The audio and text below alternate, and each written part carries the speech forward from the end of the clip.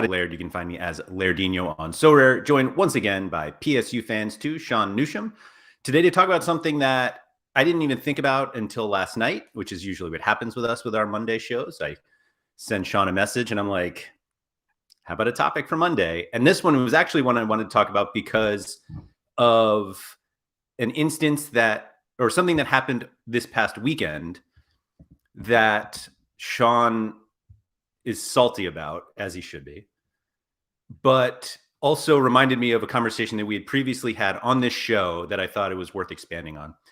Sean, how many Bart Verbrugen cards do you have? 2? Do I have 2 or do I have 1? I definitely have a rare. I don't know if I have a limited. Let me see. One rare.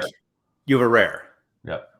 So we both bought, I think, didn't you buy a limited also at the time? I remember I bought 2 limiteds a while ago. I think it was the beginning of the season where there was an expectation. Was he going to go to Burnley? Is that what it was? Yeah. So we were like, we should buy Verbrugen because, like, if he goes to Burnley, it's a great move. And if not, like, how low could his card really go, given that he's like a very young goalkeeper that is expected to start at some point? And I bought 2 limits. I traded one away. I still have one. The price did go down, obviously, after the Burnley move kind of collapsed because he obviously has more value as a starter at Burnley than as a backup at Anderlecht. However, it appears he is now the starter at Anderlecht, and his price is now back up, which was... So that immediately reminded me of like when we bought him, because we were like, oh, the downside like isn't really that low for like a U23 player. And I remember you and I had this conversation, kind of a similar conversation with Julian Alvarez, that when he was going to City, it was like, well, obviously his like short-term utility is not going to be as good. He's not going to start right away. But given like Erling Haaland's injury history, like there could be a time where Alvarez starts and he bangs a few goals, people are going to go crazy, and the upside is huge. And like the downside really isn't that low because like he's not going to go to 0 as like a U23 player. So in like the situation where his upside is so high. So I wanted to talk about kind of like what we think about in terms of these situations of when you go to buy a player that like you don't necessarily need immediately. Now, Verbrugen doesn't match Alvarez in this instance because like when we were buying him, it was like, oh, he's going to be the starter at Burnley. But we didn't like sell out immediately when the deal fell through because it was like, well, he's not going to go to 0. So we'll just wait. And 6 months later, here we are, and the price is probably higher than when we bought him. So what are the things that you kind of look into? Because like you do buy players that like you don't need right away. I mean, it's just part of, I think this guy is underpriced or he'll be higher later. So what are like the things that you consider, at least in like the downside, when you're looking at guys like that? So I think there's a few key aspects that need to be considered when you're doing stuff. First of all, if you have a smaller gallery, you can't afford to just have a significant amount of ETH sitting there and like not being used. I gotta see if this person is around so that I can bash them properly. Let me message them real quick. But if he doesn't respond, I'll get to it in a minute anyways. But I like the person to be able to defend themselves via chat if they're around. But if you have a smaller gallery, and this literally goes for anyone, I think you can't really do this. Like you do not have the ability to just have like a 3 ETH card unplayed. Like you could not justify having a Florian Wirtz, in my opinion. Like you personally. Yeah, no, I completely agree. And your gallery is like 50 ETH, 40 to 50. So, and like, I don't think you can. One day it was, Sean. What? At one point it was. Well, so like, I 44-ish. All right. It's a thing that varies from person to person. Like, I have a gallery that obviously I can have a card that's less productive. Yeah, it's your gallery is about 45. But like, you need to sit there and be like, all right, I can justify having this card not used for a while, or you need to be like, I can't have a card that's 10% of my gallery not play for 6 months or a year or whatever. So there are those things to be factored in. So when I'm looking at a card like this, and I did not message you, Mike, that is correct. I messaged our good friend Harry Trades, and we'll bring it up. And I know exactly what card we're talking about, so I can get that primed as well as I go here. So what you need to do is there's two things that I try to do when I'm looking at a situation. And generally these are caused by injuries or transfer rumors, things like that. So I try to look at two things. I look at what the upside is. So if this thing happens, what is this card going to be worth? And that's how I sort of set up my upside situation. And we'll go over Verbrugen because we have gone through the cycle where like it's pretty explanatory thing. So also I like the Verbrugen thing a lot better when he was leaving and not benching a goalie that I have a super rare and limited of. Sure. So a lot better scenario with what we were looking at in the summer compared to what we're getting now. So that's what I look at from an upside perspective. From a downside perspective, I look at if this doesn't happen, what's going to happen to this card? Or if something bad happens, like where's this card realistically going to go? And this could be like, what the scenario is going to be, and you just have a pretty good idea on it. So do you want to bring up Verbrugen, Laird? We'll show people Verbrugen, and then we'll go through a few different options. The other things that I think you need to think about too is like, can I afford to not have this player in the event that the high end happens? Or like if the high end happens, am I going to have to go and buy this card? So the market was obviously completely different at this time compared to where it is now.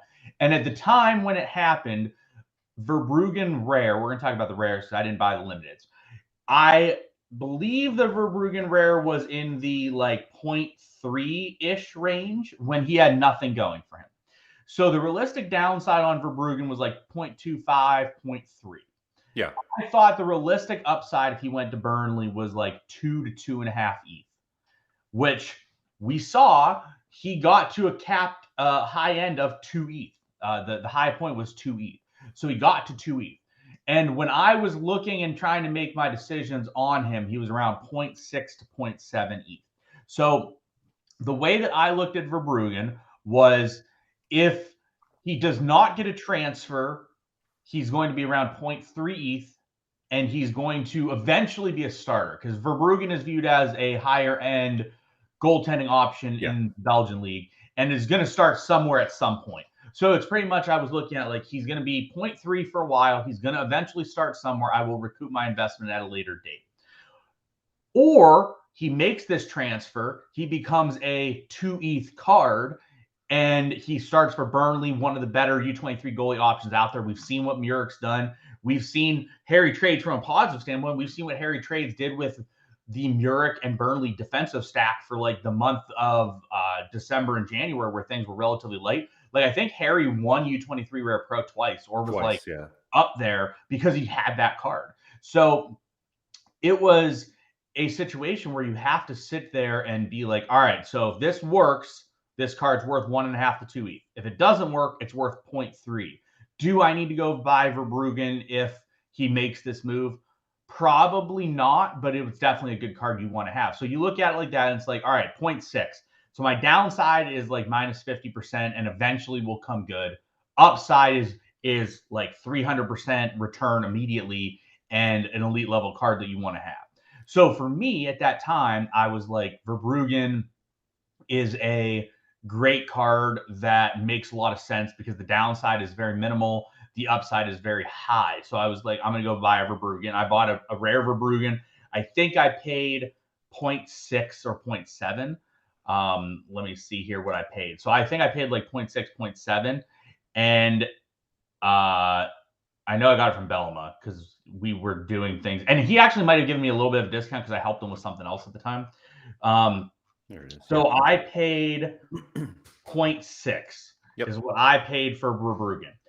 So if you look after what I paid went to 0.7, 0.735, 0.9, 1.2, 1.5, 1.4, 2 is what it capped at. So pretend I didn't even think 2 was an outcome and it was like 1.5. And it was like a good card to have.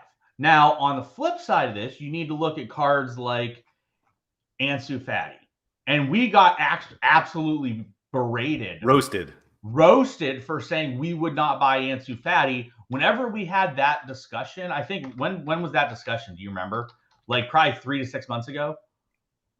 Yeah, I think the Ansu Fati conversation is a little different than Verbrugen because with goalkeepers, like once they start, that's all you need. Correct. And with outfield players, like you need them to produce for prices to go up. Like literally, the worst possible starting U23 goalkeeper is still like in the lead up to a season, at least an ETH for a rare. Yes. So I do think it's important to like point that out too, that like the Verbrugen price rise came like when European prices peak anyway. Right. And so that's why you see such a huge run up. But and it was also like he was going to like a fantastic situation at Burnley where they play 1 million matches a season. Was that going to be a loan or was it a transfer?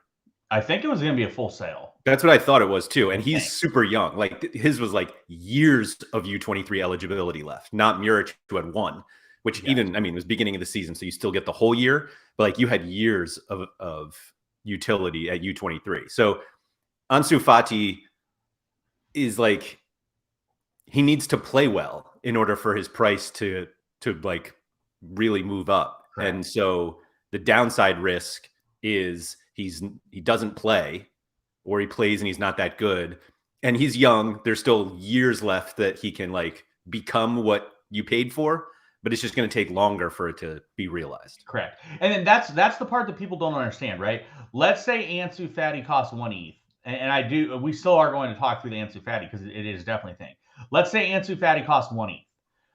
That 1 ETH is tied up in a card you cannot use for this year. Let's just pretend you cannot use it or win a reward with it this year, because that's pretty accurate. Like, it would be difficult to really play Ansu Fati and be like, this is a good option. It's just not realistic outcome. And like that 91 came after like 4 DNPs and a sub on at 31. So like, are you really playing him in this game where he played 27 minutes and just had 3 decisives? No. I was gonna say it's also 3 decisives. Yeah. So like, anyways, and this is what we told Harry. I basically blasted Harry. I'm like, this card is so stupid for you to have. It makes no sense, because Harry's gallery is probably a similar size to what yours is, I think. And it's just like, the issue is you got to look at it. Like, the upside of Ansu Fati was probably 0.5-ish. The downside of Fati was probably like 0.5-ish. And the upside of Fati is like, if he became Vinny Jr., which is pretty much like what he needed to be, was you pretty much are like, Fati is Vinny Jr., because I think that's like a realistic outcome of like, if he absolutely smacked his high end ceiling, like where he would have been. So if you would have said like, all right, he becomes Vinny Jr., you're like, all right, his upside's like 5, because that's pretty much the highest Vinny Jr. got to. So you're like, downside is 0.5 and upside is 5. And you look at Fati, and we'll see what Harry Trades paid for it. I like how you didn't wait for Harry to find out if he was here and just started blasting. I messaged him. He didn't respond. I know he's been sick a little bit lately. So anyways, he paid, let's say, like 1. Knocking the man when he's down already too. Sheesh. He paid like 1.7 for Fati. So like, the problem is you have a 1.7 ETH card that you literally can't use. That's just not super conducive if you have a smaller gallery. If you have a bigger gallery, yeah, you can probably sit on that and it's fine, because the upside is getting to 5, and maybe if it gets to 5, you're priced out. Because like, that's what happened to me with Vinny Jr.'s. I didn't buy Vinny Jr. back in the day and got myself priced out of him to where I could not get into him for like a year and a half because of what his price ended up being and what like my other obligations were to purchase cards. So like, I get it. Like, you don't want to get priced out and never be able to get the guy, but like, Harry paid 1.7 ETH. If you pay 1.7 ETH and you get 0 yield off that card, that's awful. Like, let's say the card's 1.7 ETH and you generate 2 ETH worth, and you don't spend it on Ansu Fati. Instead, you spend it on other cards that are helpful. And those cards generate you 3 ETH worth of rewards in the next year. And then you have to pay Ansu Fati 3 ETH to buy Ansu Fati. You still end up in the positive there. Like, you still was better to not have Ansu Fati because you were able to generate 3 ETH worth of cards. So even though you're paying, let's say, 1.5 ETH more, you were plus 3 ETH by generating with Ansu Fati. So I think that's something that Sorare Josh just called Ansu Fati Spanish Daku, which is probably pretty accurate representation of what Fati's been so far. He's been available more. The injuries this year aren't nearly as bad as last year. True. He just doesn't play. Well, right. That's true. For those of you who are unfamiliar with Harry and his gallery, Harry also has the Harry Trades YouTube channel. I do Looking Up with Laird with him on Sorare TV. If you don't subscribe to Harry Trades on YouTube, you should. But so Harry's gallery is U23 focused, and it's pure like quality over quantity. And so taking a card like Ansu Fati makes sense for him in the sense that it's like people believe he's a quality player. He's super young. He plays for Barcelona, but it's also not a particularly deep galleries, and it's made, or ideally it's made to optimize SO5 returns. Yes. And that's why Ansu Fati right now doesn't make sense, because like he's a pure lineup killer given his scores. Correct. And for a combination of reasons of like he doesn't start often, but like when he does start, we don't always know. And so it's a difficult card to work around. And Harry doesn't have an unlimited budget. And so when you have a card like Ansu Fati that takes up so many of his resources, he's just kind of handicapping himself budget wise. Yes. To get a player that could be 5 ETH within the next, I mean, what does he have? 5 more years of U23, 4 more? Yeah.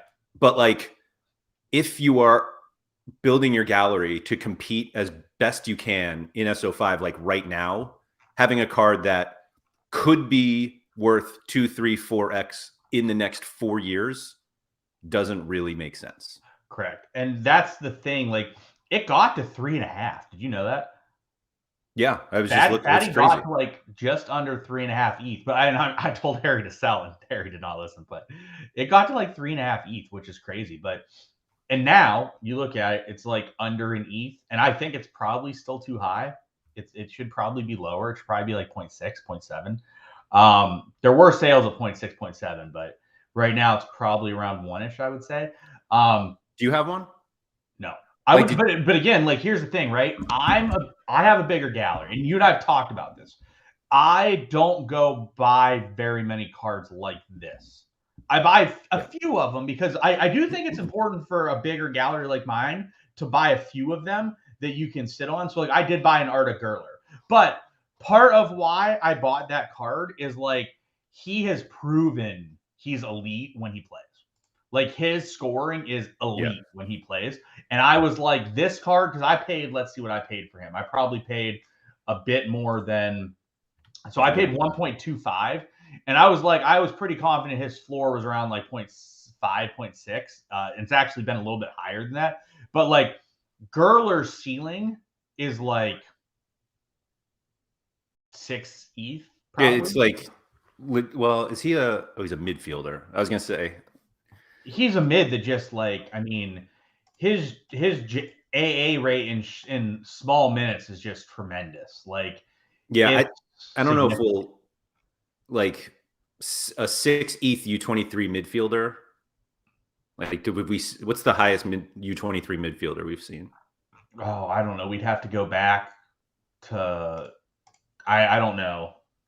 Like, I think you're wildly overestimating. I don't know if he put up the score. Like if he was like a 75 average player at like 18 years old as a midfielder U23, I don't know if that's that unrealistic.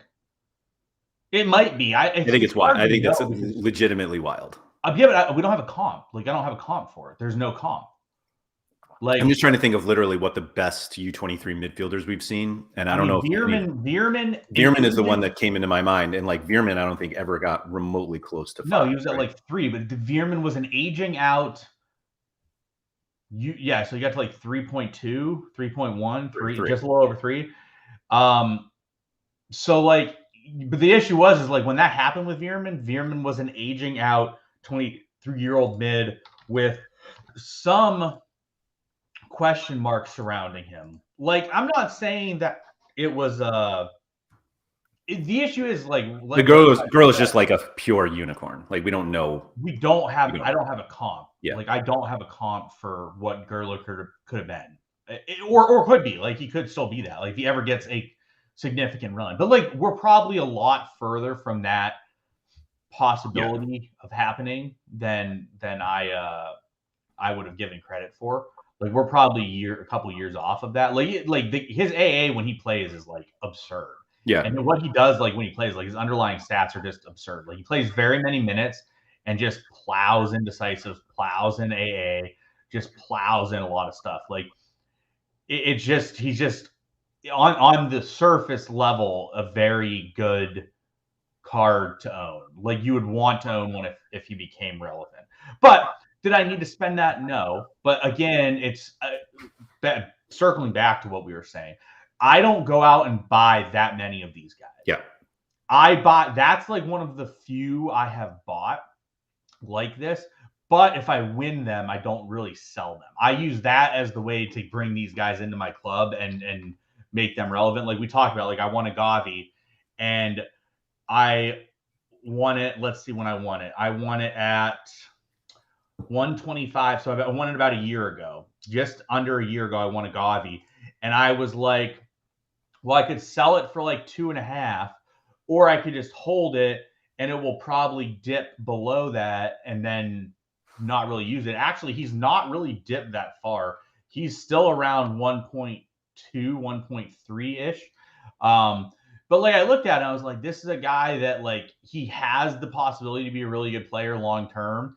And if he ends up being that player, that's great. But I just am not going to sell him because I'm going to be pissed off at myself if I sell his rookie year card, which there aren't too many rookie year cards, I don't think. I guess there are. They got closer to 100.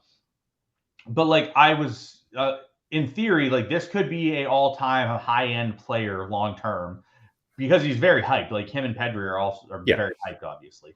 And he's already starting for Spain and Barcelona, and he is only 18. Right. He's the teenager that's actually starting for Barcelona. Yeah, he's the teenager, one of the teenagers actually starting for them, not the Ansu Fatis. But like, so like I won the card and I was like, I'm never gonna use this card. But at the same point, I was like, that's how I build out my players like that. But again, I have a bigger gallery. I can afford to do that. I think it's a little bit like if you have a 10 ETH gallery, like let's say you have a 10 ETH gallery and you somehow win Gabby.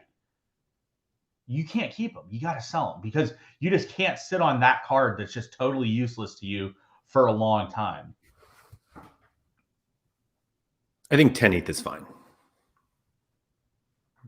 Like, I think if you have a 10 ETH gallery, or you're talking about a rare, excuse me. I just flipped over to limits for a second because that was my point I was going to make is that I feel like people who have 10 ETH galleries can speculate with these guys in limited easily. No, so like why not? I still don't think you can speculate for 0.3, 0.4 ETH and limited with the 10 ETH gallery. I mean, it's 0.1 for Gavi. We're talking about like when it was at different times. Like, yeah, obviously now maybe you could speculate with them, but like again, like 0.1 goes a lot further for you probably than sitting on a useless card. That's like, fair. I'm curious to see what I've won with Gavi. Let's see what I've won with him. I have won a Boris Lambert rare. That's all. I'm surprised you even played him. It was during the. I actually played him in U23 Rare Pro. It had to be a short week. Had to be a short week. Let's see. Game week. It's got to be some sort of game week. Game week 323. Barcelona versus whoever. It was right before the World Cup. Game week 323. Or it was the World Cup. It was the World Cup. Match day 1 World Cup. Okay. There's no U23 mids in the World Cup. And they played. Let's see who they played. That was like the wonky, super long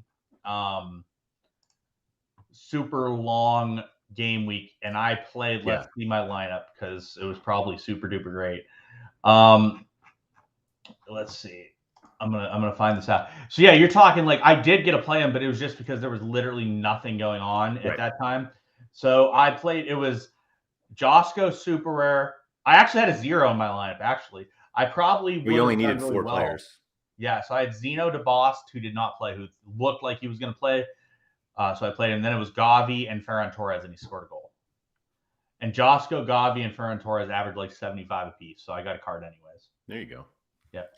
But that's my only card I've won with Gavi. I want to touch on this question quickly. I have an answer for it myself, but curious what you think. So where Josh says, with so many big U23 hitters losing U23 eligibility this summer, Veerman, one of them that we just talked about, do you think we'll see fewer U23 exclusive galleries moving forward? I'm going to say no to that. And the reason is because I talk to people that run U23 galleries. Like I've talked to Pires, I talked to Harry. I think the view is still like those are like the type of guys you want to win, and those are the type of guys that you want. So even though like we're going to lose Mbappe and we're going to lose some heavy hitters, you're going to see people still prioritize it because those are still like the cards you want to win. Like if the next person you have that's the next Mbappe, whoever it is, they're going to be in that area, and like those are the cards you want to win, and you want to win those type of cards, and the best way to do it is probably U23 method. I do think next year is going to be interesting because right now there are not like alpha level cards, in my opinion, that are ready to go. For the most part, like it's just you lose a lot of super heavy hitters. So it's going to be interesting to see sort of like how things translate into the next season because you lose the high end Mbappes. I mean, I guess you still have Haaland, but there's not many Haalands. But like you lose Mbappe, Gakpo right now, already has left. You lose Jota, you lose Jesper Carlson, you lose Joey Veerman, you lose a lot of other people as well. There's still going to be some good players in it, but I do think it's going to be more, from what we see now, it's going to be more competitive. Like this year, it's been very difficult to win high end, like super high end cards in U23 without like Gakpo and Mbappe. It's been very difficult up to this point. And I know that because I did not have either for most of the season. It was a big reason I stopped playing it. It's just like it was just becoming too competitive for the way I wanted to play. Yes, I do not think you can realistically play U23 on a super budget. I'm not saying you need Mbappe or Gakpo, but like you can't go out there and fire U23 like Rare Pro with like, I don't know, I'll give an example here. You can't just go out there in U23 Rare Pro. I apologize if you're doing this, but you're not going out there in U23 Rare Pro and running like Tati Castellanos and being like, yeah, I'm going to compete. You're like, you're just not. No. Or like Victor Osimhen, you're not really doing it with him. You're not really doing it with like Jonathan David. Like if you don't have these elite level forward options, it's very difficult to complete in the U23. You can get away with like mids and defenders in different ranges, but like Gakpo, like if you look, Gakpo's L40 compared to like Osimhen, and Osimhen's like a high-end volume scorer in like Serie A is like 18 points. Yeah, I mean, he's at the top of the list though. So I think in terms of the U23 thing, like the people who play U23 like the process of U23 more than like the players themselves. Like they like scouting like young players coming up, and like that doesn't change. Like the names change, but like the actual process doesn't. I mean, winning Mbappe is cool and all, but like, yeah, there's that. But like, yeah, you can get away with other people. Like, obviously, in a given week, like I played Tankstad, and Tankstad, like I won Tankstad, and like I probably have decent success playing my Tankstad because he's been pretty productive. But like on a given whole, like it is difficult to really compete without some higher end guys. But again, like if I'm talking like Tankstad or Carlo Holst, like you are not competing with like a 55 guy. Like it's very hard to compete compared to the other guys. Yep. Going back to like kind of the downside conversation, are there any cards that you have bought that were not U23? Like U23 seems like the easy, just like, oh, it's U23, I got plenty of time, and you know, whenever this guy starts, I'll be fine. But like, are there non U23 like players that fit into this like speculatory way where the downside is actually just not that low? The only option would be a goalie. I don't think any non U23 players have that. I think you pretty much have to be a goalie in that situation, because if you're like a 25-year-old not playing, like I mean, I guess that's not true. I bought Depay because I expected That's Depay. right. So that is not. That's a great example, actually. Depay is a great example. I bought Depay super rare during the World Cup, knowing that I had really good teams in the World Cup, and like the prices were pretty good. So I was like, I'm going to buy a Depay super rare, and I figured like at worst I can use it during the World Cup, and then if not, I should get a move. I don't understand how he's still at Barca, to be honest, but like I figured if he gets a move to like somewhere, he's likely to be really good. Because everyone's like, well, is he going to be that good? Well, he was at Lyon and was like a full-on alpha at Lyon, and it's not like Lyon's like some heavy hitting club that's the best of all time. Like it's Lyon. So like this is a card that I figured the super rare was going to hold value for a little bit of time. I actually have 2 rares too, because I bought one because obviously like that was a card I wanted because I thought he was going to be an alpha, and then I won one, but I won it when he was like dust, and then I bought the super rare. So like I have 3 deposits. And you won a dust card, and you're like, let me get that super rare too. Yeah, well, it was a long distance in between. Let's see when I won the. Let's see when I won it. I won it like in 2021. I won it early 2021. I won it 9/17/2021. Okay, that's when I won it. Yeah. But actually, all right. So here's a funny story. So I won it 9/17/2021. So where is that on the scores graph? Let's find where that is on the scores graph, because I'll give you an interesting bit of information. Why is this not? Oh wait, hold on. So yeah, let's 9/17/2021. Yeah, game week 202. Okay, so game week 202. So let's see where that was on the scores. Yeah, so right. Okay, so I won it like right there, right? So he's been pretty damn useless since then, right? And he does still play a little bit. I have won with that card almost 4 ETH in rewards. Did you have one that like for like over a year? Do you have one that like was a 3 ETH card? No, when I won him, let's see how much he was worth when I won him. So I won him 9/17/2021. I mean, he still had some peak scores in here, so like it's not like he did. All right, so 9/17/2021. So his price when I won him was around an ETH, and I was like, I don't want to sell him around an ETH. I think he should be worth more. And he actually did. He actually did end up like doubling. He went from, when I won him, he was around 1.3. He got to like 2.3. And I think I tried to sell him. I just didn't sell him. Or actually, I might have sold him. I might have had a third. I think I might have had 3 actually.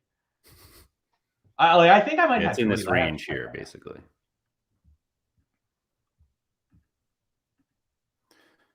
So Bald Sherlock just asked if I am looking for a forward unique with Tony Watt rumored to Division 4 Salford. I'm always looking for unique forwards because forward uniques is difficult for me to get. So I typically am looking for forwards if they make sense. It's hard for them to always make sense for me to bring one in, but I am always on the lookout. That's why I bought the Tony Watt card, because I figured it'd be good in the cap mode, and then the rumors have hit that are not favorable for me. Not great. 2 comments that I want to touch on. Jonathan B said, U23 is the most unprofitable division in the game. No one can convince me otherwise. You can win 2 ETH in rewards, but lose 3 ETH in the process with transfers, and generally 90% aren't very good at football. I don't agree with that, but I think it's actually extremely unprofitable for almost everybody. Yes, you have to be doing it correctly. If you do it correctly, I think you can be very successful. Harry is a great example of one. But I think most people do it incorrectly or just poorly. They know what to do, but they don't do it well. And yeah, you can lose a ton doing it. Yeah, it's definitely the riskiest, I think. It's definitely the riskiest. It's definitely the riskiest. And I've talked about it. Like back in the day, I was more prone to buying guys that were the elite level alpha U23 forward and challenger. I'm way more prone now to spend the money and buy the Jude Bellingham types that I'm not really worried about them just going and dying. That still do well. But it's definitely like you think Jude is one that will move and die? No, he's one that won't move. That won't. I'm sorry. I'm much more like that's so like, for example, like I bought Josko Gvardiol super rare. The reason I bought that is because I was a lot more convinced like Josko Gvardiol isn't going to transfer somewhere and rot on the bench for a year and a half. Yep. So it's stuff like that. Like I'm way more willing to buy guys like that than I am to buy like a guy in Challenger Europe. Like I'll give an example. Like I'm not going to buy. I actually won him and sold him pretty quickly. is Skov Olsen, like or like Ferhan Jukla, like those guys at Bruges. Like I'm not as apt to like buying them as I used to be, and I would rather buy like Vinny Jr. So Metal Gear said doing it correctly in quotes is just putting in tons of money. That's not necessarily true either. I've seen people be very successful at U23 without putting in tons of money. They just are very active moving in and out of cards. It's actually the comment before that. Flong said they know what to do, but they lack the funds. I think part of that is not knowing what to do. Like if you know what to do and you know you don't have the funds, then you shouldn't do it. Like yes, like that's the point. Correct. But like you're going into a situation where you know you're behind. Yes. And you're going in anyway. But you can do stuff within your means. Like you talk about limited. You can just buy limiteds of players. I think, but I mean, so you think that you can just buy limiteds. I mean, there are people who can't afford to buy limited U23, like a very competitive U23 limited set. And K Sorare just said U23 is very profitable if you don't even play it. You just buy lows and sell highs on players. It's very true. That's trading U23s can be very profitable. If you have the ability to scout and be like, because you don't even need it to happen. You just need like, if you look at a player and you're like, this guy's going to get rumored to Bayern Munich this month. And he doesn't really play much. Like you can buy that card and then sell out with the news. And so Flong's just made another good example. He said that you can win tier 2s and tier 3s in U23 and then become very viable cards that are high end. He said he won Enzo as a tier 2 in like tier 3s. Like Enzo, this card was like 2.5 ETH at one point, and you were able to win it as a tier 2. I won him at one point. Let's see where I won him at. Like that's how I got Enzo. So that's a good example of like how I went about like getting some people like that. Like I won Enzo. Enzo was a tier 3 at one point. Tier 3 in U23. So I won him 3.9 2022. So let's see how much he was worth 3.9 2022. So I won him just under a year ago. So when I won Enzo, he was around 0.5. So that was probably a tier 1. It was a tier 1 in U23 and U23 Rare Pro, and it was a tier 0 in America Rare Pro. Which makes sense. And I won later than other people. But like, yeah, you can win a lot of cards. Like the amount of cards that I've won from tier 2s that have ended up being like totally usable cards. I mean, do you remember our show where I won a Glebov super rare? And I was like so excited. That was honestly, I'll be honest with everyone. That was probably the most excited I have ever been winning a reward on Sorare. And that includes Kinnick. I was so excited I got this card because it was a damn usable super rare. There was a U23 guy that scored really freaking well. And I was so excited about it. Alex Wilson just says, I don't think I have the energy for U23. He's like, I have a Toby Layson in the gallery. And once he starts, he'll look at it a bit more. Makes sense because you're waiting on a goalie. So like you don't want to sit there and have a bunch of U23 guys that are aging out when Layson isn't a starter, and you can wait for Layson to come in the future. But like Layson at least has the benefit of like we think we know when he's going to start. Right. And Layson's a good example of like that guy you could buy and just sit on. Like you could have bought him a year ago for 0.08 ETH. He's been between like 0.2 and 0.3 for like over a year now because it's known that he's going to start when Vandervoort's gone. Like, so this is just assumed. It's assumed. Assumed. Yes, it's assumed. So like there's ways you can go about U23 and sort of like values. You and I talked about before, like there's value storage in U23 goaltenders. If you buy a U23 goaltender that you know is like the backup goalie, and you are just waiting, like the guy's probably not going to lose value. Like whatever you paid is most likely not going to lose value as long as you buy him before it's like known this guy's going to come in and start if someone else is injured, and that's the case. Like we saw the spikes at the end. You mean lose value, like basically go to zero? Yeah, like basically, like I would say we have the Verbrugen example is perfect. Like you lost 50% of the value, but like obviously the upside was much higher than where it was when you. I don't think that he went down below what I paid. I'm not sure if Verbrugen. I'm gonna check. I don't know if Verbrugen's like gone down below what I've paid. The lowest Verbrugen has got was around 0.4. So yeah, I lost like a third of the value on what I paid. And that was like the floor that Verbrugen went to after. And like he literally sat on bench. Like when I bought him, he didn't start a game for like 8 months. And that's still kind of a wild price for a guy not playing. But he's also the guy that like I bought him late. I bought him after it was known that this guy's like going to be the next starter if Tom Bruges is hurt. No.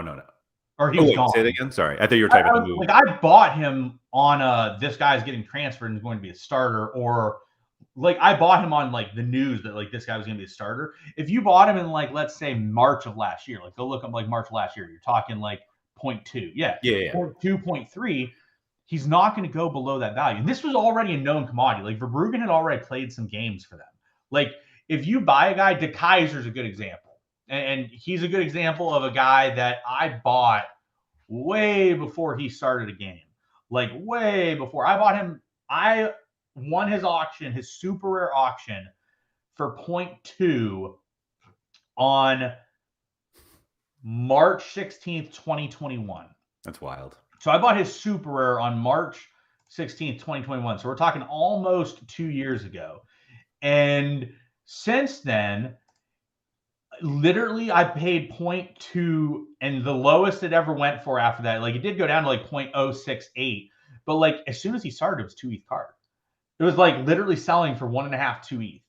And you can just, and I wouldn't recommend buying super rares. I don't think super rares are the most liquid and way to go. I would buy rares, but like you could have bought if you bought a rare the same time in which like I bought the rare, you would have bought it at, let's see, like you would have paid 0.04.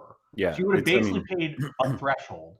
And then like it didn't even matter. As soon as he started, he was like 0.8. I don't think he was a backup back then though. Like I think he was literally, he's like not even in the squad. So like that's guys who are backups. I think he was a starter for their under 23 team. But I'm just saying like for like the Utrecht U23. If they're 2 injuries away from starting, the price is significantly different than if they're one. That's all. Yeah, but the price is different in a way that it's like so cheap that it doesn't even hurt you that much if you can do it. Like if you spent 1 ETH and just bought like 20 guys like this, you need one. You need one to pan out over like a 3-year stretch. And worst comes to worst, you sell them for like 90 cents on the dollar. I mean that's what we talked about with during the Verbrugen time. Just like the downside is not like if you just collect a bunch of these guys, and which I bought like a couple random ones, which we both did. I don't think tons of them have panned out, but I've had a couple pan out. I mean, the benefit is if you buy the ones that are young enough, like your time frame of being gets extended, so it was fine. Yes, correct. That's the key. Is like I definitely have bought. Like I'm trying to think of some other ones that I've bought in this situation. Like oh no, Gareth Bale. So Alex just said Gareth Bale has retired from all football. That I don't know if it's true. I haven't seen it. It is true. I'm looking at his tweet announcing it right now. R.I.P. Davis Maddock. Well, yeah, poor Davis. Poor Davis Maddock. Oh, Davis bought his card too. He did. Oh man. I'll have to bust his balls about that 1 second. Have to do that. That's all right, Sean. These are highly collectible items. I'm sure it'll maintain value forever. Yeah. So yeah. Thank you, Alex Wilson, for passing along that breaking news. Poor Davis. I just messaged him. So like I bought like poor Davis. I just rubbed it in his face. Yep, I definitely did. So like I bought like Nicholas Polster. I don't even know where he's at. I bought Vladislav Tarap. I don't have a clue where he's at. I bought Tish Jansen. You and I both like the Tish Jansen play. So there's Gareth Bale news for those wondering. Apparently golf has overcome. Another guy I bought is Fred Emmings, Andy Black's boy. I was going to say let's not take credit for Fred. No, well that's why I bought it. I literally, if anyone ever is like, "Hey Sean, here's a 18-year-old goalie that costs 0.02," let me know. I'll buy him. I'm in. I don't really care anything else about him. I'm buying him. I bought a Maxime Deman super rare, and he hasn't come through, but he's played a game before. He did play at one point. I bought a Calvin Ratsey, who now is on Utrecht with De Keyser, and plays as the backup when De Keyser's not in. So maybe he'll get a start again here before De Keyser. I didn't know that about Ratsey. Oh no, yes I did. I saw it the other day. Yeah, I bought a Bo Royce. I bought a De Keyser. I bought a Simon. And yeah, good luck with it. Nep has a great pronunciation of this guy. He nails What's Nep's pronunciation?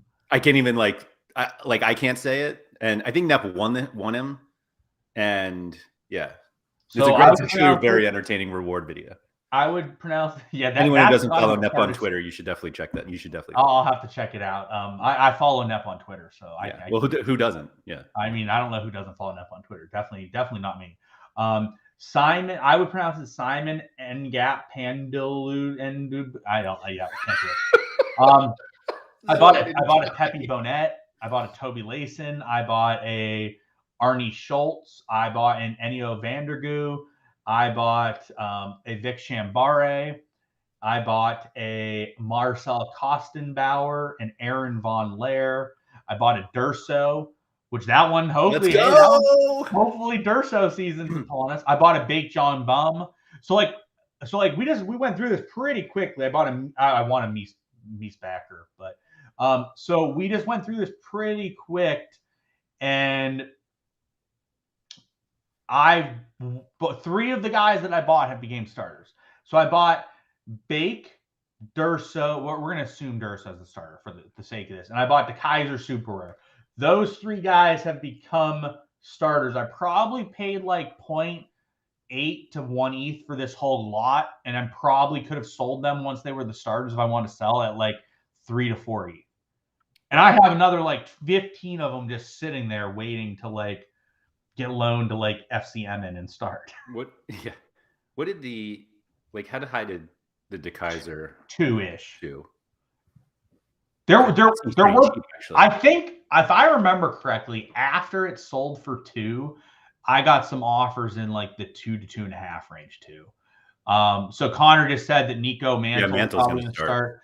That is good for me. I won 2 of them back-to-back game weeks. So that's a good chance. Yeah, K Sorare is talking about Baked Young Bomb is a good chance of starting this year. So like realistically, like 3, and like if we look through all these guys, like all right, so I paid 0.044 for Calvin Ratsey. If I wanted to go sell Calvin Ratsey today, I could get 0.08.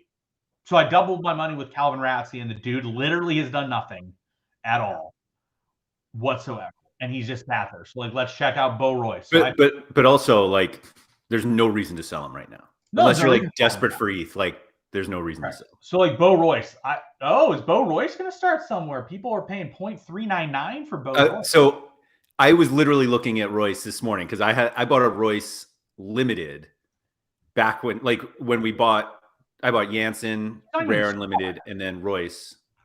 Maybe I think I traded for Royce. That'll actually be fun to watch. Let's see, who did I get this from? Powell. Where's he going? This could get ugly. Oh no, I don't even know those. Yeah, I don't even know who those guys are. But yeah, I noticed that the Royce like rare sales were like recently absurd. Why? Yeah, why? I don't understand. This is funny because I don't follow this stuff. Actually, you know what? So like this range we talk about it frequently. So like, and Royce hasn't been in the freaking squad this season. No, he's on loan at Waslin Behrman. Didn't they get relegated last year? Yeah, so he's probably starting for them. You know what? They're probably winning the Belgian second division, I would imagine. Let's see. I was gonna say, if you want to look it up. Yeah. Let's see if they're winning the Belgian second division table. They are not. The beer shitters are actually leading right now. I can't find it as easily as I want to find it right now, but I'm going to assume that Wassel Beveren have a chance to go up. Yeah, so as long as so Royce is still on the bench. Royce isn't even there. And if he was, he wasn't in the squad when he was there anyways. But so yeah, Baston's saying they're on to be promoted and talk about AZ. Yeah, I don't even look. I literally don't look for guys because I I'm not going to sell any of these guys until they're the starter. And then when they're the starter, yeah, so Mike Basson said that he is the number one for Beveren, which is good, right? Like that means that there's a realistic chance that if they, like he gets them promoted or gets them close to promoted, good shot Bo Royce ends up somewhere next year as a starter. At which point Bo Royce is like, even today, if I want to sell, be there. Yeah, even today, if I want to sell Bo Royce, I could probably get 2 to 3x what I paid for him. So Bo Royce has done nothing since I bought it, and I could 3x my money on him. But like, I don't look for news on these guys frequently because I don't care that much at the moment. The best litmus test for like what's going on, when do I get offers? If I get offers for a goalie, I'm like, yes, guy's starting. Or Guy's starting now, yeah. Yeah, and then I'll go look. So like today, I'm going to give this example because I literally have no idea why I got these offers today. But I got 2 offers for the same player, which means something has to be up. So I'm going to look it up right now because I was like, why am I getting these offers? I got 2 offers today for Amadou Sagna, who is like in the I don't even know where he's at. He's in second division somewhere. There has to be a reason why I'm getting offers for him today. And I don't think that it's that he like starts in the second division. Maybe it is. I don't know. But like I got 2 offers for him today, and I was like, why do you have one of these? I wonder if something good is happening. So I'm gonna search him, see if anything happened on Twitter. You just had this card forever. I think I got this in like a gallery buy from like. I was gonna say, I think this started your. Nope, second one. Yeah. That's like basically started your. Or I guess it. No, that was actually a bad buy. Not a bad buy. I like broke even on it because like as soon as I did that gallery buy, the market like died.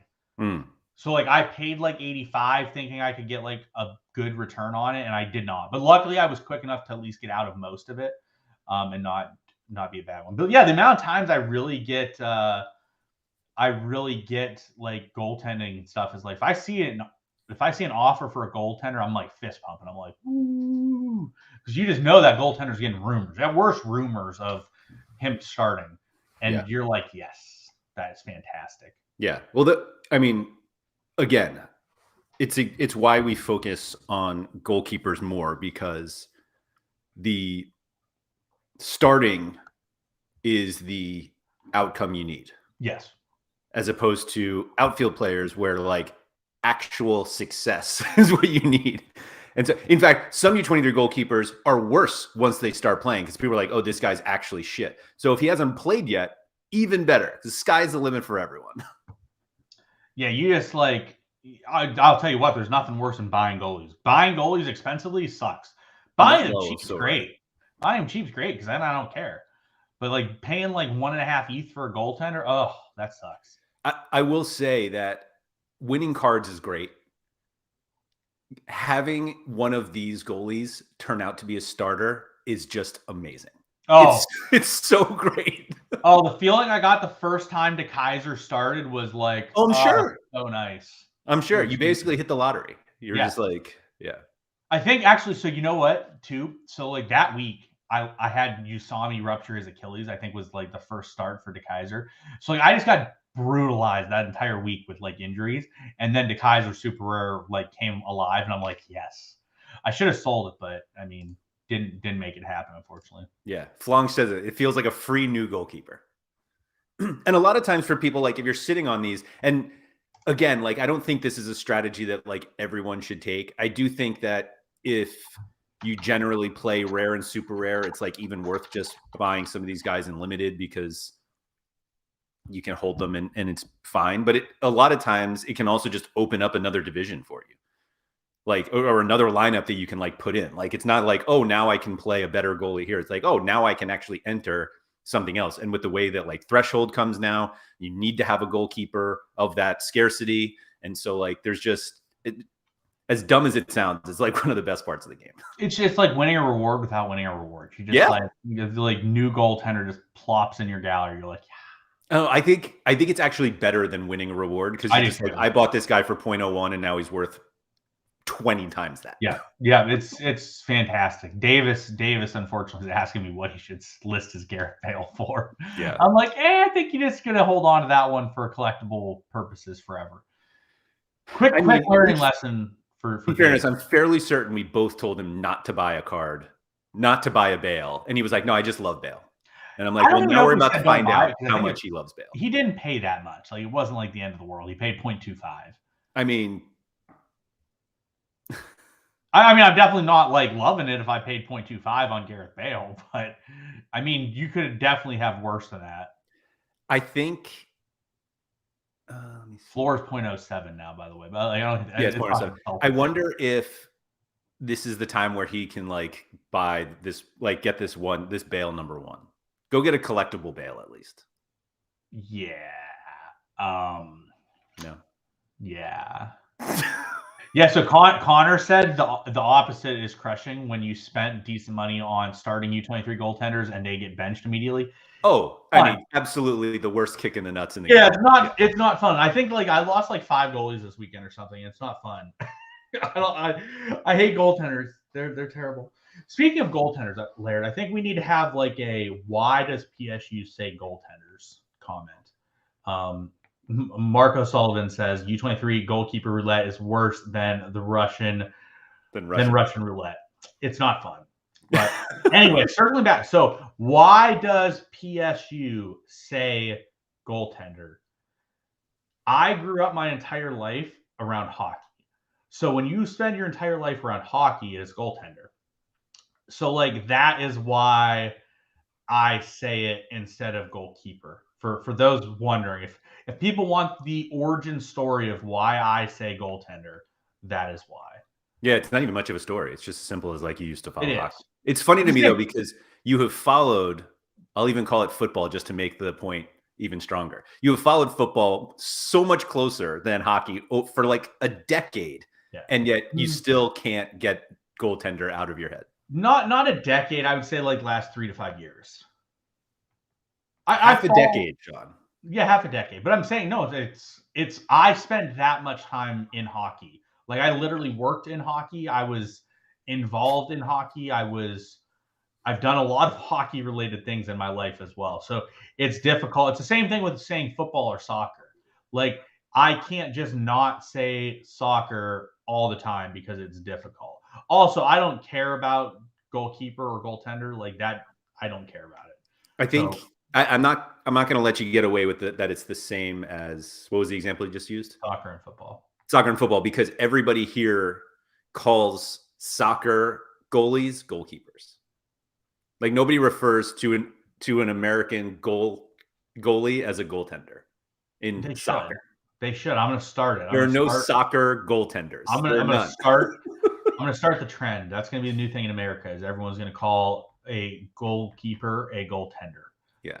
I mean, I think in gloves and pads and I say goalie frequently as it is. So that's true. I think if you had just said goalie the entire time, nobody would know that it was actually short for goaltender. Correct. And goalie is the same in hockey too. Like it's goalie in hockey, so it works. It works well for either of them. But yeah, like goaltender is definitely better than goalkeeper. Thank you everybody for joining us live. Thank you, Gareth Bale, for all the memories, including ruining a DraftKings GPP win for me once with his brace off the bench for Real Madrid in the Champions League. So to be honest, Mike Baston is saying that Laird's 100% right. Laird's had a rough day already. I'm just gonna leave this right on the screen so that that'll be the. I don't know if Laird's right. I woke up to like a bunch of drama about Laird being wrong on something. So Laird being right is just not a frequent enough occurrence. So here it is. So we're going to end this is how we know that the stream should end, because Laird was 100% right on this one. Thank you everybody for joining us live. I see a lot more people currently watching somehow after 59 minutes than have liked the video. So if you guys could please like the video, subscribe to the channel if you haven't already. Share this with everybody who doesn't already watch and listen. It's always really helpful to get more people involved. Go follow Nepenthes on Twitter. He's always a good one to follow. And we'll be back sometime. We're going to have a different time next week, different day next week, as I'll be off on Monday. But we'll keep you updated on that. And so thank you again, and good luck, everyone.